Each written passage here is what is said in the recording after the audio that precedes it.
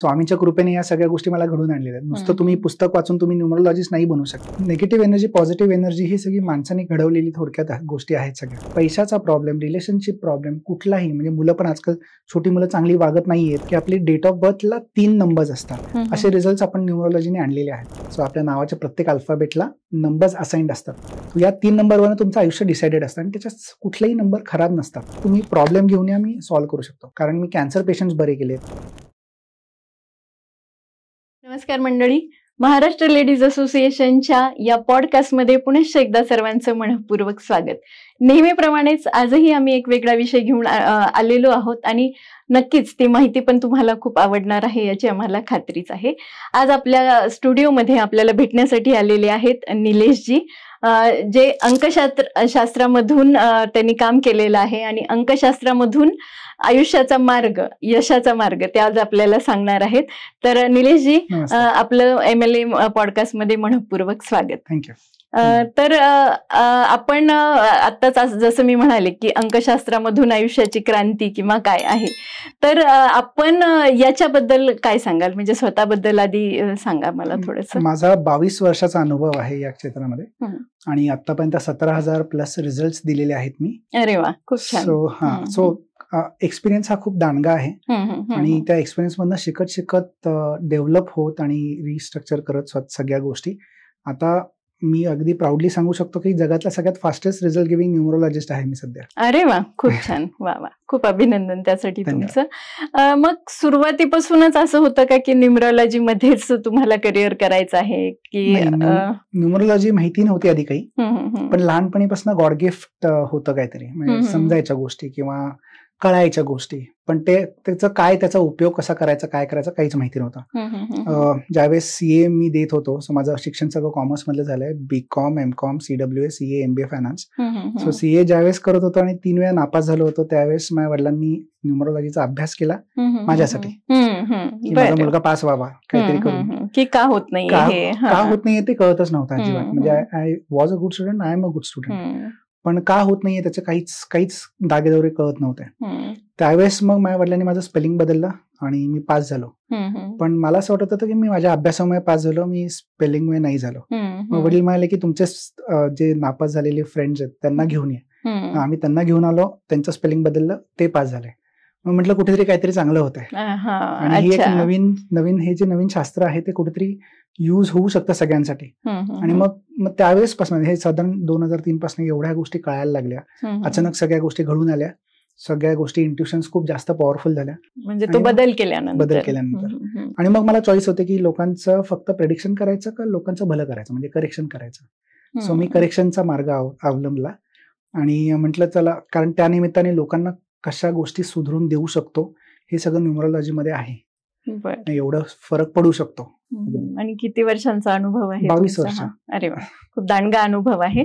तर अनुभव तर तुमचा मोठा आहेच, पण तरी थोडक्यात तुम्ही न्यूमरोलॉजी म्हणजे नेमकं काय सांगाल? न्यूमरोलॉजी म्हणजे अंकशास्त्र मराठी भाषेप्रमाणे, पण त्याचा हा जोड ऍक्च्युली मी जी मेथड वापरतो ती सगळ्यात जुनी मेथड आहे, त्याला कबाला नंबर्स म्हणतात, इस्रायलचे नंबर्स आहेत. म्हणजे नंबर्सला, प्रत्येक नंबरला वाईब्स असतात, व्हायब्रेशन्स असतात 1 ते 9. आणि इंग्लिश आपण जे नेमके वापरतोय त्या प्रत्येक अल्फाबेटला, म्हणजे आपलं नाव बेसिकली, आपल्या नावाच्या प्रत्येक अल्फाबेटला नंबर्स असाइन्ड असतात.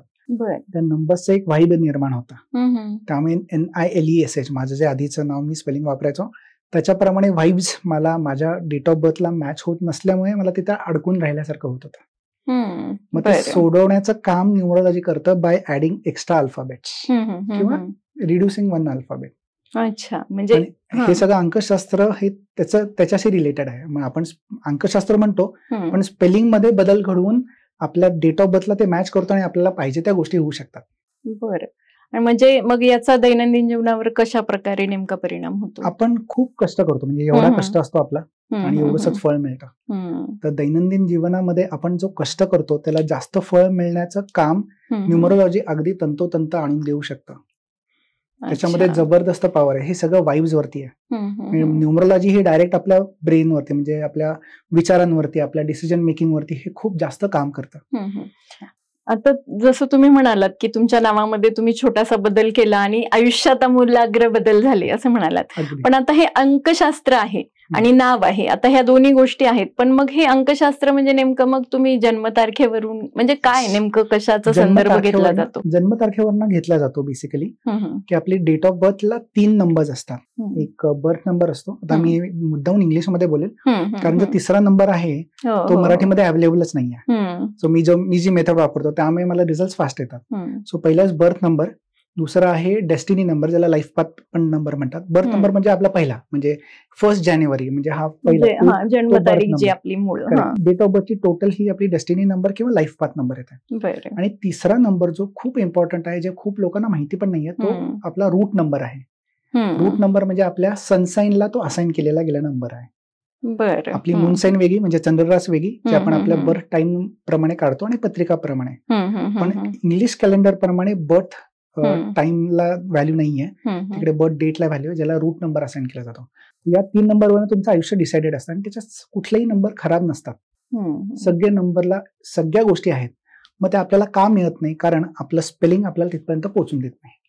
अच्छा, त्यामुळे लोकांच्या आयुष्यामध्ये अडथळे, गोष्टी न होणं, झालेल्या गोष्टी रिव्हर्स होणं, हेल्थ प्रॉब्लेम्स, पैशाचा प्रॉब्लेम, रिलेशनशिप प्रॉब्लेम, कुठलाही, म्हणजे मुलं पण आजकाल छोटी मुलं चांगली वागत नाहीयेत, ते सगळं हे रिझन स्पेलिंग वरती हे 100% आहे. म्हणजे मग नेमकं कुठल्या कुठल्या गोष्टीसाठी हे अंकशास्त्राचा उपयोग केला पाहिजे? अंकशास्त्राचा उपयोग दैनंदिन जीवनासाठी सगळंच, म्हणजे तुम्हाला जर का प्रोग्रेस करायचा असेल, तुम्हाला पैसे कमवायचे असतील, तुम्हाला तुमचं हेल्थ चांगलं करायचं असेल, तुमचे रिलेशनशिप चांगले करायचे असतील, तुम्हाला जे काही अचीव्ह करायचं असेल ना, ते सगळं न्यूमरोलॉजीनी वेळेच्या आधी आणि नशिबापेक्षा जास्त मिळवू शकतं. अरे वा, अरे वा, म्हणजे खूप गहन असं शास्त्र आहे असं म्हणायला हरकत नाही. आणि हे फक्त शास्त्र आहे म्हणून म्हणत नाहीये, हे सगळे मी रिझल्ट माझ्या परीने मी हे सगळे जवळून पाहिलेले आहेत आणि दिलेले पण आहेत. इतके अशक्य रिझल्ट असे म्हणतात, जे कुणी विचार पण करू शकणार नाही, असे रिझल्ट आपण न्यूमरोलॉजीने आणलेले आहेत. आणि हीच जी कला आहे, विद्या आहे, ही सगळ्यांपर्यंत पोहोचवायची, कारण कुठे ना कुठेतरी कुणीतरी अडकलेलं आहे. आणि ते एक होप असते ना, की कुणीतरी यावं आणि सोल्युशन गुंता सोडवावा. तर ते देवाने माझ्यावरती काम सोपवलं हे मला कळालं आणि मग मी या मार्गाला चालू केलं सगळ्या गोष्टी. अरे वा, खूप छान. म्हणजे करिअर असेल किंवा एक घरामध्ये जे रिलेशनशिप आहेत त्याच्यामध्ये एक समाधान, या सगळ्या गोष्टीसाठी या शास्त्राचा उपयोग करता येतो. खूप जास्त.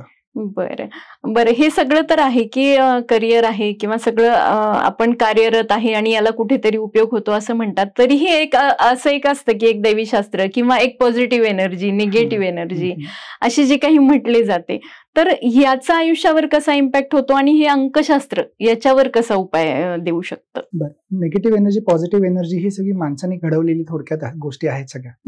आणि त्याचा सगळ्यात आपल्याला अनुभव करता येतो जेव्हा आपल्याला निगेटिव्ह थॉट्स येतात किंवा लोक ओव्हरथिंक करतात. ते कशामुळे? कारण एखादी गोष्ट आपल्या मनासारखी घडली नाही की आपण त्याच्यावरती निगेटिव्ह विचार करायला लागतो. आज आपण छान काहीतरीच खाल्लं तर आपण त्याच्यावरती छान विचार नाही करत. आज पोहे खाल्ले, दिवसभर पोह्याचा विचार नाही करत, पण मी आज पोह्यामध्ये आज मीठ कमी पडलं हे दिवसभर मात्र विचार करतो.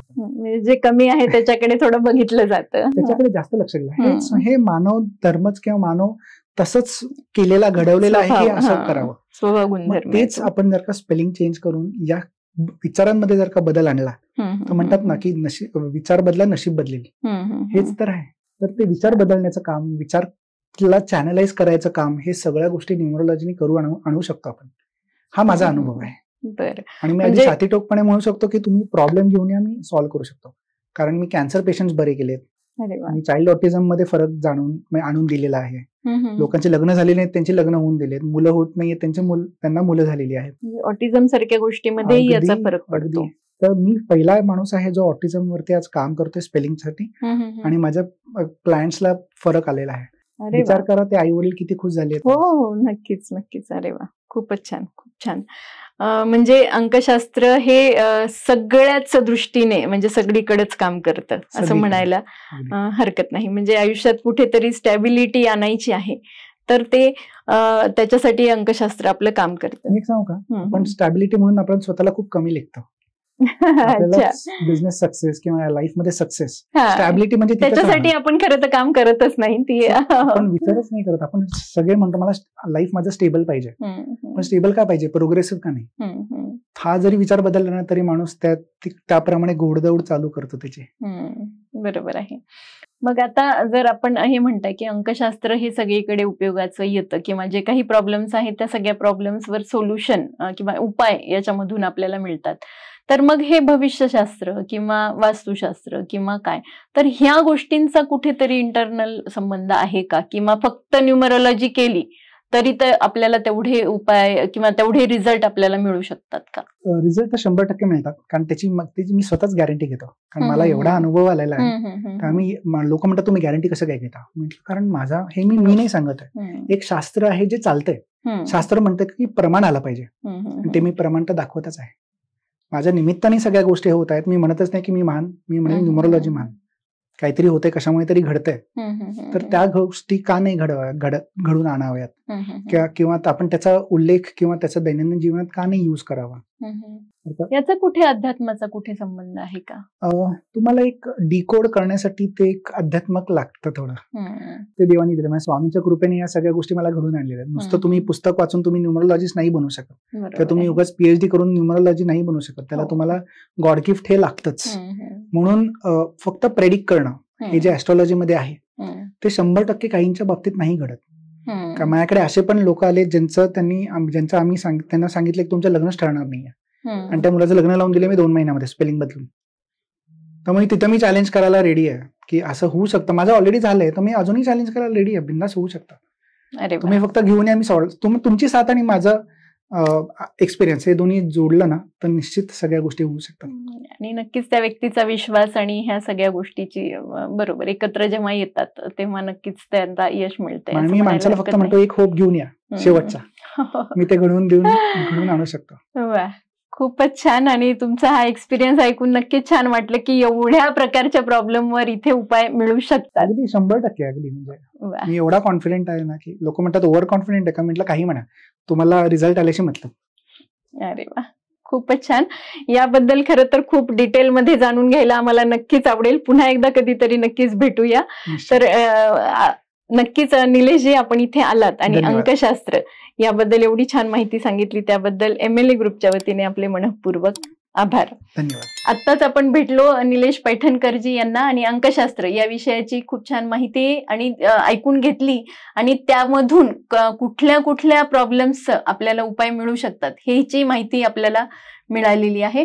तर नक्की हा पॉडकास्ट सगळ्यांपर्यंत शेअर करा, आणि नक्कीच ज्यांना काही आयुष्यामध्ये प्रॉब्लेम्स असतील तर नक्कीच ते निलेशजींना संपर्क करू शकतात आणि त्यांच्या आयुष्यामध्ये येणारे प्रॉब्लेम्स दूर करून एक चांगलं आयुष्य मिळवण्यासाठी नक्कीच त्याचा उपयोग होऊ शकतो. सर्वांचे पुनश्च एकदा मनःपूर्वक आभार. थँक्यू.